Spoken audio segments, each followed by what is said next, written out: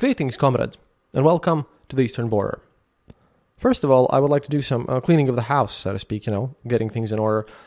Sorry about the last episode. It wasn't my best work, and I should have, probably given myself more time because, I thought I have 2 scripts. I can make this work. No, that was a bit of a mistake, especially since the cat has decided to live under my feet all the time next to the computer. So that was a bit difficult. Right now, cat's in another room sleeping, so it's a bit better. And I didn't charge my patrons for it. Oh, about how my Patreon works. I don't charge for every episode. It's about 5 episodes a month. And the thing is, I don't do that because in the beginning, when this whole thing started, podcasts were a very new thing, and there were people, on the internet who had started doing their shows and then abandoning them, and people like Spoonie. Only very few people right now even remember him. But basically there was the situation where people just set up per month Patreons and then didn't deliver for months on end. And Dan Carlin just doesn't release episodes that much. So he releases one every a couple of months. So I thought, that would be kind of unfair. And in Dan's show, it was a buck a show. That's all we ask all the time. So I decided for a per show, method of my Patreon. And, It was good for the time, and I thought switching now, because now the situation's, very different. But if I do, then I'll lose all of you, and everyone will have to resubscribe, and that would be a massive mess. So instead, just please set up your monthly limits. There's a monthly limit to how much you want to pay me, and then you don't have to calculate per episode or worry about which ones I charge for, which ones I don't charge for. Just set up a monthly limit there, please.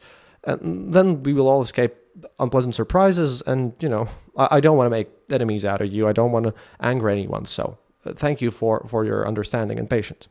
Secondly, about the advertisements, I have heard a bunch of things about them, and again, for the new listeners here, I don't know what's on them. I don't control what Acast puts on them. It's totally random, based on my podcast tags and whatever things. I wanted to just remove ads for a bit in the early days, and right now, I just have accepted them. Because I can't even properly remove them. It's just on some episodes they exist, on some they don't exist. I don't know what's up with those things. So it's not under my control. But now that that's done, let's get to the news, because a lot of work in this episode, and I have to say that in the last part of it, where I'll be quoting you a YouTube video, which was originally in Russian, I actually used the ChatGPT for the very first time. I mean, I couldn't get anyone to help me out to translate, to transcribe the stuff in Russian and then to translate it into English. And the YouTube transcript is very broken and has to be made into full sentences. So I just, got it, dragged that through some formatting, then understood that it's going to take me a lot of time. And I used ChatGPT for the last segment. I'll tell you when. It's my very first experiment with this, and I'll let you know how this whole thing works. But onwards to the news. For the situation on the front lines, obviously we're going to be using Igor Girkin's material on this because he's the most concise of the whole situation, and he's very pro-Russian. Therefore, when he speaks about Russian losses, he's meaning them seriously. And again, this is Igor Girkin speaking, so he doesn't like Ukrainians much. Let's just put it that way. Quote: There are still 2 main hotspots. In Bakhmut, fierce street fighting continues. The enemy, that is Ukrainians, is being pushed out of the western part of the city very slowly. Wagner is actively reinforced with army units and mobiks. Stormtroopers can no longer cope without them. The losses incurred are being felt. Ukrainians, by the way, report themselves that, there's a lot of losses in Russian mobilized, especially from artillery. Continuing on. Near Avdiivka, things are much worse. As a result of meat assaults in recent days, the composition of several assault companies has been knocked out without the slightest result. Not the worst companies, by the way. The problems are the same as for the entire past year. Attacks are carried out without sufficient artillery preparation, and what they have is very inaccurate and very few shells, with almost no armored vehicles, and sometimes without them at all. Aviation operates approximately as actively and successfully as in Battle of Borodino in 1812. And then Girkin gives his predictions here. My forecast remains the same. It will not be possible to encircle Avdiivka. A breakthrough near Vodyane is necessary to encircle the city from the south, before the counteroffensive of the armed forces of Ukraine. And yes, I'm probably discrediting, but for these meat assaults that have been going on for a year now with the same method, I would have shot the entire command from the army and down it to the regimental level. For this cannot be cured in any other way, and the fact that this disgrace has been going on for more than a year does not even allow to reduce the punishment to penal battalion level. Just in case, the numbers of irretrievable losses for some units with extreme precision up to one individual are known to me, and I do not cite them only for reasons of military secrecy. I sent it to those who should have it, although this, according to experience, is completely useless. So, here we can hear, once again, Bakhmut continues and everyone is just waiting for the counteroffensive. Meanwhile, Ukrainian war reporters report from their side that Ukraine has unilaterally handed over to Russia all seriously wounded prisoners which were captured since the beginning of the full-scale war, those who could be transported. The Coordination Center notes that this is not an exchange, but a repatriation, the return of the seriously wounded without any conditions as provided by international humanitarian law. They quote, Russia continues to hold captive Ukrainian citizens who should be repatriated too, including seriously ill and wounded, civilians, children, which is a war crime, women, and the elderly. Meanwhile, journalists at the independent news outlet Mediazona have studied data in 35 regions across Russia and confirmed that the inmate population in these areas fell by 17,000 people in 2022. The findings corroborate reports that thousands of prisoners have left incarceration since the start of Russia's full-scale invasion of Ukraine, often to fight alongside Russian troops as mercenaries in exchange for release. The inmate population shifts aren't the same in every Russian region. Many prisons no longer publish inmate data. The numbers barely budged in some places where recruiters were reportedly active, and some facilities were vacated to make room for Ukrainian POWs. But the general trend continues to be the way the Mediazona reports it, and the evidence in Mediazona's sample exceeds anything that pre-invasion trends can explain. Russia's Federal Penitentiary Service temporarily stopped publishing statistics about the nation's inmate population after releasing data in November 2022 that showed the sudden disappearance of 23,000 prisoners in the 2 months prior. The agency started sharing population statistics again in January 2023, this time releasing numbers more easily reconciled with pre-invasion trends. The Wagner Group efforts to recruit inmates to fight in Ukraine started getting broad attention in summer 2022. By February 2023, Russia's own defense ministry had seized control of prisoner recruitment. And, there are human rights organizations, of course, who claim that Wagner recruited as many as 50,000 inmates to fight in Ukraine before the military took over. And this, by the way, is interesting since it, again, ties together with my last episode. This is the focal point of the article that I'm writing for Foreign Policy magazine right now about the prison culture, because I'll be doing this from the aspect of, all these prisoners on the front lines, and especially Wagner Group and Prigozhin, since that's the easiest example that I can use for this very prestigious magazine, and, of course, it's going to have to be very sanitized, but, just saying. At any point, apparently, there have been a lot of visits. One of them is, of course, Putin, who did an Easter visit, sort of, ish. You see, it's been published everywhere at this point when I'm recording this, but apparently, this Easter visit to Russian military headquarters in Ukraine's Luhansk and Kherson regions that Kremlin publicized on Tuesday may have taken place last week, actually, according to the independent news outlet Agentstvo. After studying a video of Putin's trip that was initially distributed by the Kremlin press service, journalists noticed that the president can be heard saying to a military commander, "Easter's coming soon, isn't it?" The version of the video that was uploaded to the Kremlin's official site has been edited to make it sound like Putin is saying it's Easter right now, isn't it? According to Agentstvo, the original undoctored version of the clip was replaced almost immediately, but internet does not forget. You can Google it up anywhere you want. Meanwhile, at the same time, Volodymyr Zelensky visited Ukrainian army positions near Avdiivka in Donetsk direction. Previously, Zelensky had already visited the line of contact several times at Izium, Kherson, Slovyansk, and near Bakhmut twice already. So, he also stated in his visit and afterwards in the speech, "We are finishing this day in Poltava. In the morning I was in Donetsk region in our Avdiivka. It's hard to see what Russian terrorists have done to this city. and I honor each of our soldiers, all Ukrainians who have been restraining and gradually destroying this Russian evil for 419 days and 9 years. I had the honor of congratulating Ukrainian soldiers and officers on Easter and presenting awards.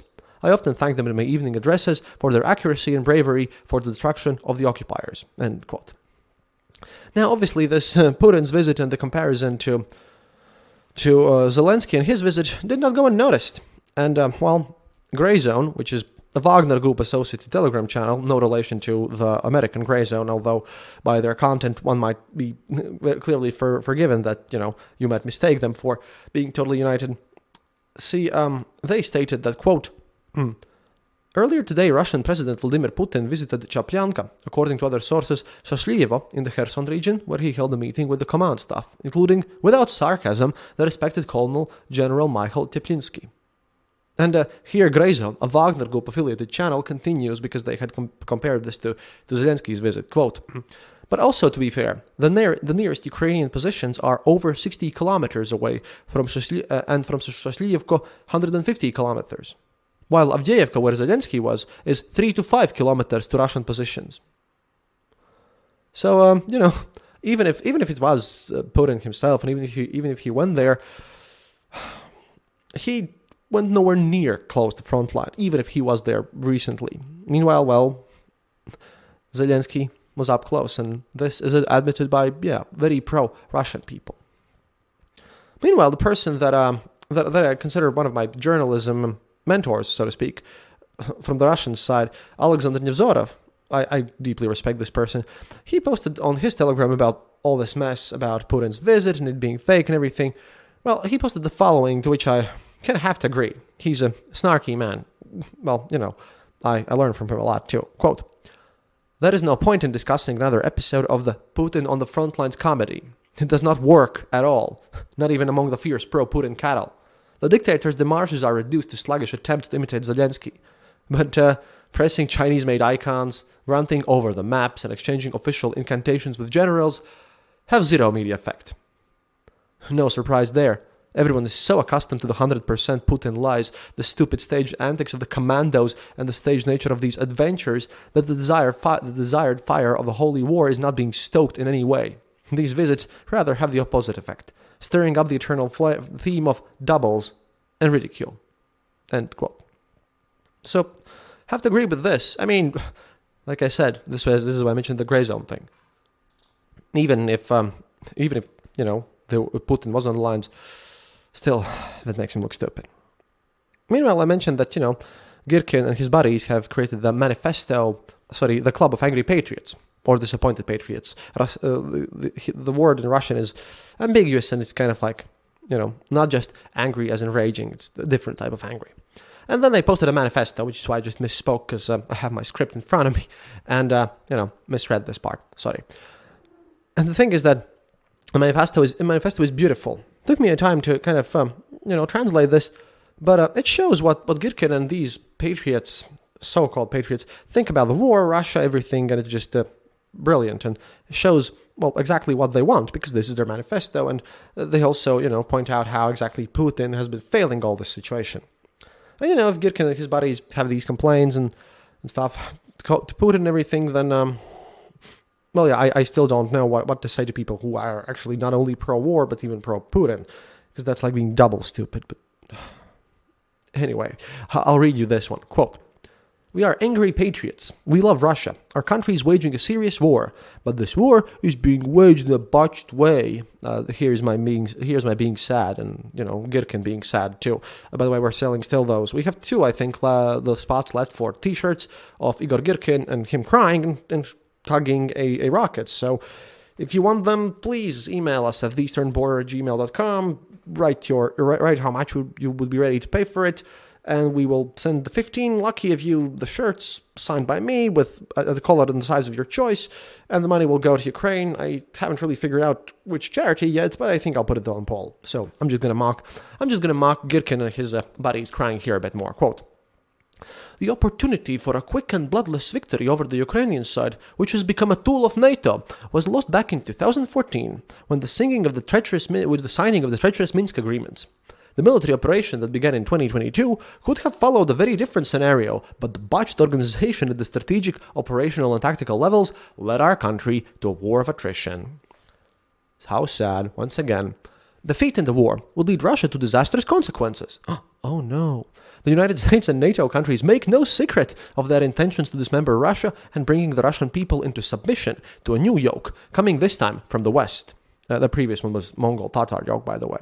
Interestingly enough, kind of have to agree that it will bring Russia to disastrous consequences. But I don't really know. I mean, the United States and NATO countries totally openly state that they'd rather not see Russia fall apart. And I personally think Russia will fall apart, but not West and NATO are not going to have anything to do with it. But fine, Girkin, your political views are just weird. Carrying on. The country, in its present state, cannot inflict the kind of crushing defeat to the enemy which would force the enemy to accept the terms of peace acceptable to us. However, the military political leadership of Russia is not aware of the seriousness of the situation. Neither military nor industrial mobilization has been carried out on the scale required. Military operations continue to be led by people who, in their abilities, are not even worthy to wear the shoulder straps of sergeants. Everything looks very much like the Russo-Japanese War or World War I. What's next? Well, Mr. Girkin, I agree with you that everything looks just like Russo-Japanese War or World War I. And I can tell you what's next. Exactly what you think is going to happen, except you search for the blame in wrong directions. So, it is what it is. Carrying on. Civil society and the angry patriots, as part of it, have taken over many of the functions of the Russian state. First of all, we are talking about the direct supply and the re-equipment of the fighting units of the Russian army. We will continue to do this in any situation. We have experience of other tasks as well. We understand that this is not the time to continue the confrontation between the Reds and Whites of a century ago. It is either fools or agents of the enemy who can argue seriously during the most dangerous war. The power and big business there remain those who have shifted their capital and their loyalties to the West. They are ready for sabotage as well as for direct collusion with the enemy and consequently betrayal. We do not exclude this preparation by them of a pro-Western coup, capitulation, and consequently the dismemberment of Russia. This scenario we will resist by all available means. We are ready to cooperate with all the healthy forces in society, with all those who don't want Russia to lose. All for the front, all for the victory. Glory to Russia. I'm sorry for that being a bit loud, but it's just so silly. Oh, they signed Club of Angry Patriots too. Whatever. Now, what a fun guy. I mean, great club. Awesome things he's trying to do, right? We will, of course, be following his efforts of trying to somehow defeat, as he says, big business and people in power of the Russian Federation, while his club numbers about 9 to 10 people, of whom even Girkin himself and his buddies are being arrested and can't even afford cars for the most part. Yeah, that's gonna go well. I don't know, maybe they can rile up big masses of people, but that will lead to the splintering of Russia itself. Not the western part, but it's just me. The fun part is that, again, this Club of Angry Patriots, might seem silly, sounds like ultra-nationalists, some sort of thing like what Hitler would do, but there is still Vladimir Kachkov. This is another Girkin's buddy, but he has his own club. And yeah, because Girkin's club, it isn't even the most insane pro-whatever, I don't even know what club, in Russia. There is another club which is a bit too insane that, when this guy gets invited on to various pro-Russian YouTube channels, which he does get often, see, you can visibly see the cringe and the awkwardness of other people who have invited him in. It's just beyond stupid, to be honest. And the thing is, Klitschko is the guy who was the ultra-patriotic Orthodox dude who's gone completely insane. Like, he's an ex-Soviet colonel, but his messages are just bizarre. And, he had made this one video on Stalingrad TV, and this is the part where I used ChatGPT, because he made a statement against Putin himself. But, if Girkin's statement looks at least somewhat sane, then what Klitschko stated, and he has another of his own club, right? Then Klitschko's statement is just bizarre. Just bizarre. I won't read you all of the stuff that they made in his statement, because a lot of it contains specific data and everything, and the video was 40 minutes long, and rereading it and commenting on it would take me even more. I'm just going to read you the beginning parts of it, which already by themselves show the weird part of this. And again, like I said, I want to be honest with you, I use ChatGPT for this, because everything else I translated myself, hard to find people who would help me out. This is where I just took the transcript, which was auto-generated by YouTube, and, dragged it through ChatGPT to give it translation and make it sound like reasonable. Then I reread it, and it looks more or less sane, but I don't know. If this works and isn't too bad, then I will experiment with this and probably use it in some other episodes. I might get more sleep that way. But anyways, here we go, because this is the statement of the All-Russian Assembly of the situation in the country and the armed forces. And yeah, again, I'm reading you these statements just so you understand that, see, the people who try to portray, Americans especially, who try to portray on internet the Russia as the reasonable side who's doing everything of rational choices because, they were afraid of everything and this is all planned out and they know what they're doing. Yeah, the war is actually actively supported only by people like Girkin and this guy. Just so you knew, this is to counteract the whole Russia is a rational agent propaganda machine, and I just want to show what kind of people these guys like and apparently agree with. And hey, I'm not judging. It's just that, if you're pro-war in America, then, you should probably, take responsibility for your pro-war buddies inside Russia. So here we go. Quote, "We, veterans of the armed forces and special services of Russia, united in All-Russian Officer Assembly, have carefully analyzed the current military, political and strategic situation after a year of the so-called special military operation. We have discussed the address of the President of the Russian Federation, citizen Putin," which is interesting because this is the first time someone calls him a citizen, but that's a foreshadowing of what's to come, "to the Federal Assembly and studied attentively by the assessments of recent events by various political forces and public organizations. Based on this, we have reached the following conclusions." And now we get to the good part. Worth the wait, trust me, guys. "Putin, as the Supreme Commander-in-Chief, hypocritically evaded making morally political and military strategic decisions to protect the integrity of Russia and the way of life of the Russian and other indigenous peoples of Russia. He cowardly lowered the level of our global confrontation with the satanic forces to the level of trade and economic interests of his clan. Thus, he has revealed himself as an opponent of the struggle for a united Russian world. It has become clear that Putin and Zelensky, being of non-Russian blood, equally reject the restoration of the Russian world of Great and Little Russia. Zelensky will fight to the last Ukrainian, and Putin, in quotation marks, will systematically and carefully replace the Russian and other indigenous populations of Russia with millions of immigrants at the rate of 1 million per month on the front lines." Now, here's a question that I have for them. Who wants to immigrate to Russia? I mean, Central Asian people do, but they're not that many. It's quite hard to get to there. And what? 1 million per month? I mean, I don't... North Koreans don't run away that fast. I mean... Okay, I don't know. Imaginary immigrants are fine. Carrying on, because this is just so silly. "The war has shown that Putin, the president of the Russian Federation, is the hidden but true leader of Russophobia in Russia, and nothing that is associated with Putin or his policies can be considered truly Russian. Putin's refusal to appeal to the people and the army with a call for patriotic war in the face of mortal danger has drawn a moral and political line under his state activities. There is nothing more to expect from him." And well, yeah, I can agree with Kvachkov and his totally insane buddies here. Putin does not represent Russia. He's holding Russia hostage, but probably not because of the reasons why Kvachkov is doing this situation. I should really be more careful about this. Suddenly don't want to start agreeing with Kvachkov too much, Quote, and this is the final part of this situation because I'm not going to go in much deeper. Again, this was a 40 minutes video. "He himself will not stand up to defend the homeland or the vast country, nor will he rise to mortal combat.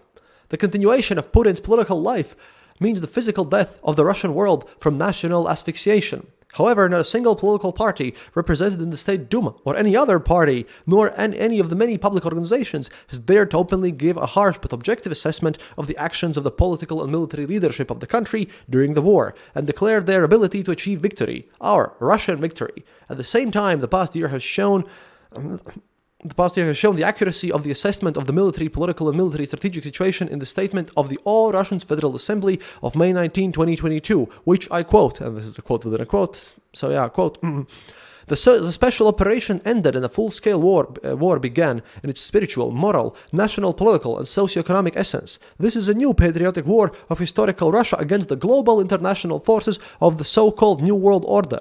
The statement also included specific proposals by these guys. He's now quoting what his crazy buddies said. Specific proposals to the top officials of the state and the church for a radical correction of the situation on the front lines of the struggle against Bandera-style Nazis. However, neither the political nor the military leadership of the Russian Federation nor the church, I don't know why he bothered Gundyayev. Patriot Kirill. He's totally Gundyayev, the KGB colonel, but still, I don't know why they bother him. He's just, busy doing vile things and getting more luxury watches and buying new super yachts. But hey, this guy believes him, so what can you do? It's just weird. No one, apparently, according to them, has accepted the military defensive measures proposed by us. Now we responsibly state that the military actions of strategic scale carried out on February 24, 2022 by the armed forces and other troops of the Russian Federation, as well as the Corps of People's Militia of Donetsk and Luhansk People's Republics, private military companies and various volunteer formations clearly demonstrated the inability of the highest political and military leadership. And then he includes a bunch of people, Gerasimov, Shoigu, Nabiulin, everyone basically, blah, blah, blah, blah, blah. And then he carries on with, this has turned into a deadly threat to the existence of Russia as a system that forms the basis of the entire Russian world. And then he starts to explain everything that, how Putin exactly has failed, and everything is just crazy.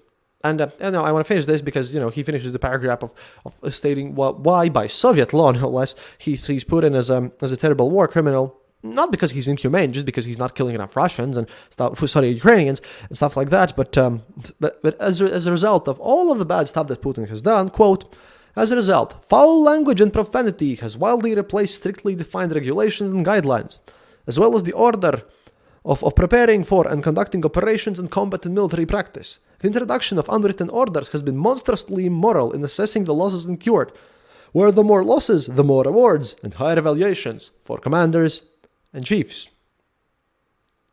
And yeah, this is exactly what Girkin has been saying. This is what everyone has been saying. I mean, these are the guys who support the war, who want Russia to win.